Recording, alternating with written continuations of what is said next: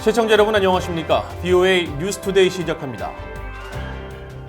북한이 유엔 안보리 대북 결의를 위반하면서 지속적으로 제재 회피 활동을 벌이는 상황에서 북한의 불법 선박 환적을 단속하기 위한 움직임이 확산되고 있습니다.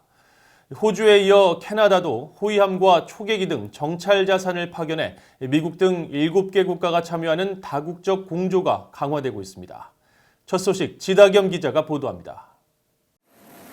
캐나다 국방부가 네온 작전으로 명명된 유엔 안보리 대북 결의 이행 감시 군사 활동에 위니펙 호위함과 해상 작전 헬기를 배치했다고 밝혔습니다.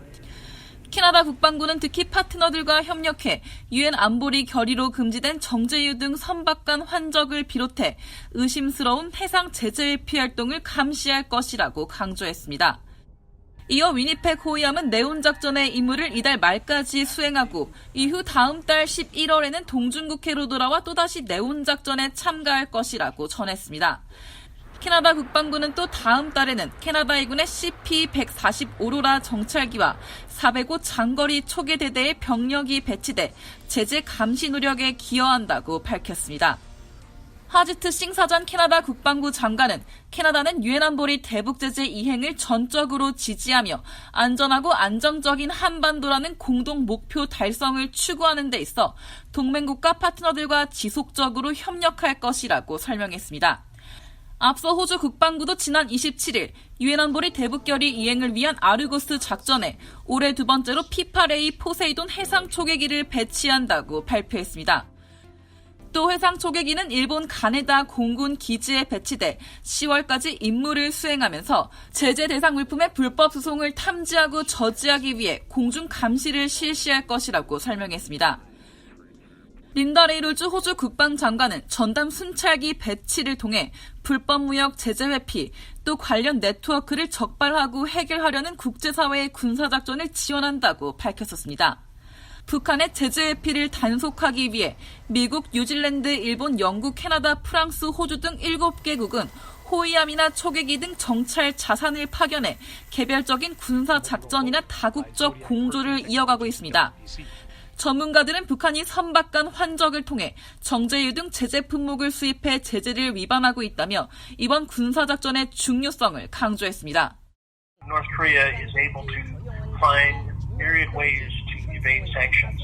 And so I think that this action is really important, again, to ensure maximum pressure and prevent the regime from gaining the resources that it needs to continue to produce nuclear weapons and missiles.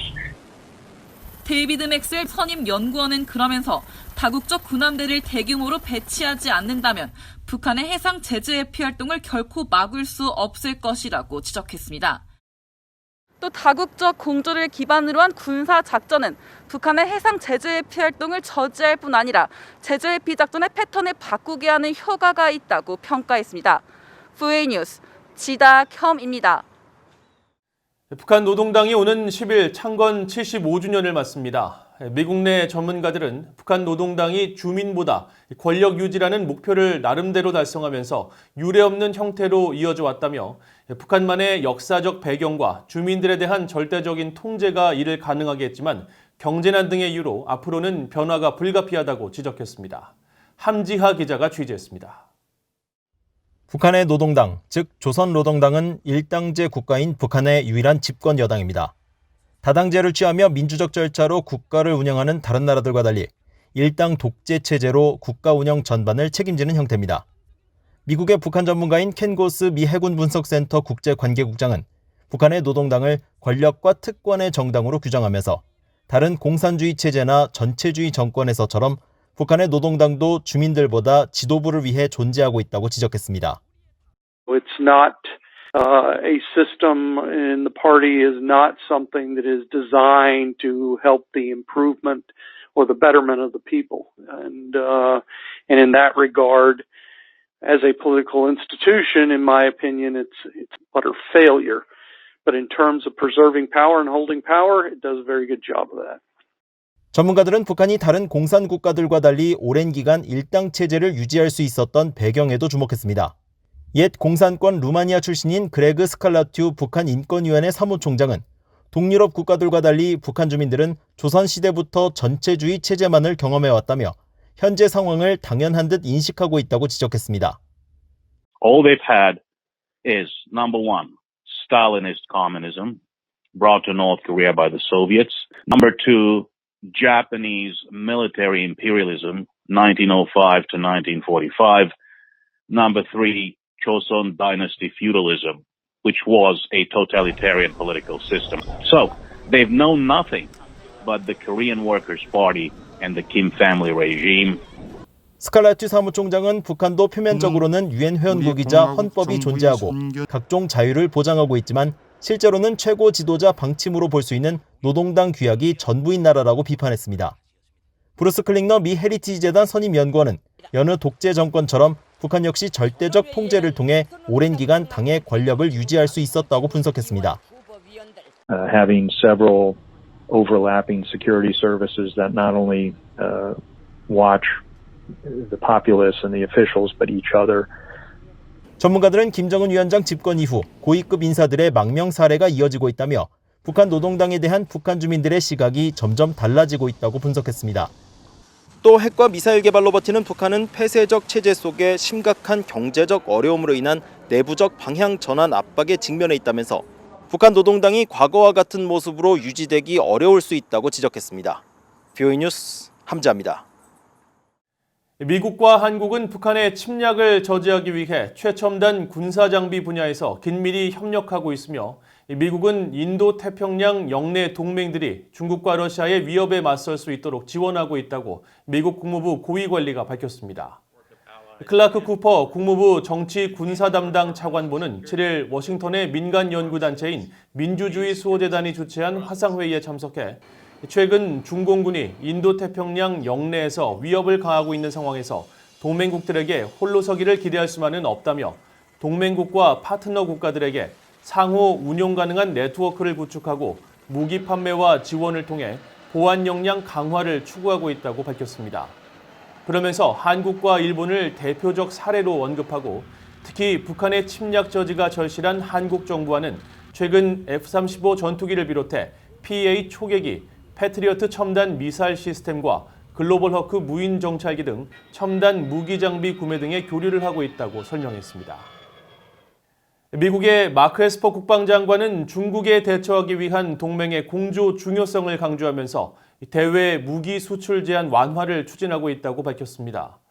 에스퍼 국방장관은 6일 워싱턴의 민간 연구기관인 전략예산평가센터가 주최한 회담에서 인도태평양 지역은 미국의 최우선 전역이라는 점을 거듭 강조하고 중국이 갖지 못한 미국의 비대칭적인 강점이 바로 동맹과의 관계라면서 이 같은 계획을 밝혔습니다.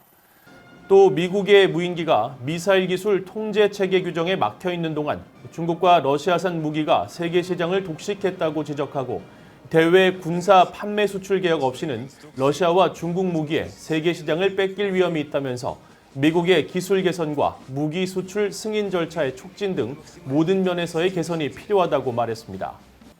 에스퍼 장관은 이어 최근 진행 중인 전 세계 미군 재배치 검토는 현재의 수요와 미래를 대비하기 위한 노력 사이에 균형을 맞추기 위한 목적이라면서 최우선 전역인 인도태평양의 수요에 맞춰 재파병을 하거나 병력 본토 철수를 통해 미래 준비 태세를 보존하는 방안을 놓고 고심하고 있다고 말했습니다. 미얀마가 북한으로 송환해야 할 북한 노동자가 남아있지 않다고 밝혔습니다. 미얀마 당국이 지난 9월 유엔 안보리에 보고하고 7일 공개한 보고서에서 미얀마 당국은 양곤에 있는 식당에서 일하던 북한 노동자 21명이 2018년 3월 모두 미얀마를 떠났고 해당 식당은 문을 닫았다고 설명했습니다. 또 이후 미얀마에서 노동 허가를 받고 일하고 있는 북한인은 한 명도 없다고 덧붙였습니다. 앞서 유엔 안보리는 지난 2017년 12월 채택한 결의 2397호를 통해 해외에서 일하고 있는 모든 북한 노동자들을 2019년 12월까지 본국으로 송환할 것을 명시했습니다. 도널드 트럼프 대통령의 측근 가운데 한 명으로 꼽히는 공화당의 톰 코튼 상원 의원은 트럼프 대통령이 이번 대선에서 재선에 성공하면 두 번째 임기 때 북한에 대한 외교 과정을 보게 될 것 같다고 말했습니다. 코튼 의원은 7일 워싱턴의 민간단체 허드슨 연구소가 미국의 대외 정책과 국제 문제를 주제로 개최한 화상대담에서 이같이 밝혔습니다. 코튼 의원은 그러나 미국은 북한에 대한 군사 억지력을 높이고 있고 최근 몇 년 동안 북한의 탄도미사일과 핵 위협을 무력화할 수 있는 매우 흥미로운 기술적 발전이 있었다면서 북한의 지렛대를 약화시키기 위해 한반도의 미사일 방어망을 확대해야 한다고 밝혔습니다. 이상으로 BOA 뉴스투데이를 마칩니다. 시청해주신 여러분 고맙습니다.